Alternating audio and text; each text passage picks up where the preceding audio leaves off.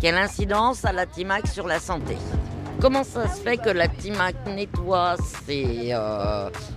son usine, en plein mois d'août, c'est vers à peu près le 15 août, ce qu'il me semble, et que le lendemain, on retrouve une couche de pellicule sur toutes les voitures. J'habite la montagne Saint-Joseph. Les deux sites de la Timac sont l'un à ce qu'on appelle à enregistrement, l'autre à autorisation, et donc on les inspecte avec des fréquences minimales, l'un tous les 7 ans et l'autre à minima tous les 3 ans. Comme le disait monsieur le sous-préfet, le fonctionnement de la Timac il est réglementé par des arrêtés préfectoraux qui sont des documents publics. Vous pouvez les trouver sur Internet. Ils font environ une quarantaine de pages pour les premiers arrêtés préfectoraux de 2006. Et donc le but de ces arrêtés préfectoraux, c'est d'encadrer le fonctionnement de l'activité pour justement s'assurer que le fonctionnement de la Timac n'a pas d'impact sur la santé. Quand on autorise une installation classée comme la Timac, on a une étude d'impact qui comprend une évaluation des risques sanitaires et qui donc prend en compte l'ensemble des rejets que cette industrie va émettre au cours de son fonctionnement.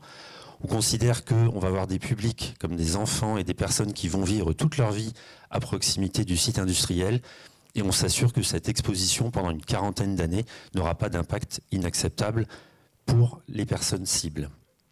Alors, on a beaucoup évoqué l'ammoniac, il y a eu des interpellations très fortes dans la salle sur l'ammoniac.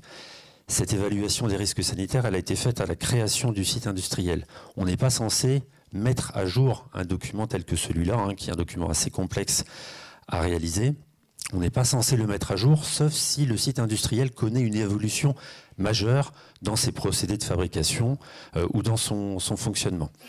Bon, vous savez, je pense qu'une bonne partie de la salle au moins le sait, il y a eu des non-respects des rejets en ammoniac en 2017, en 2018.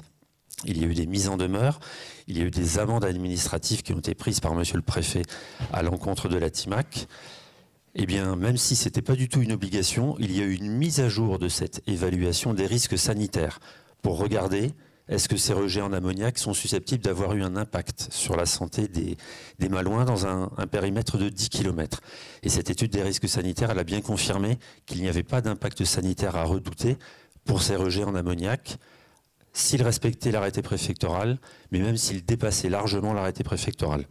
En fait, cette étude elle a été jusqu'à prendre en compte les rejets qui avaient été non conformes en 2017-2018 et supposer que l'usine fonctionnait en continu dans cette situation dégradée.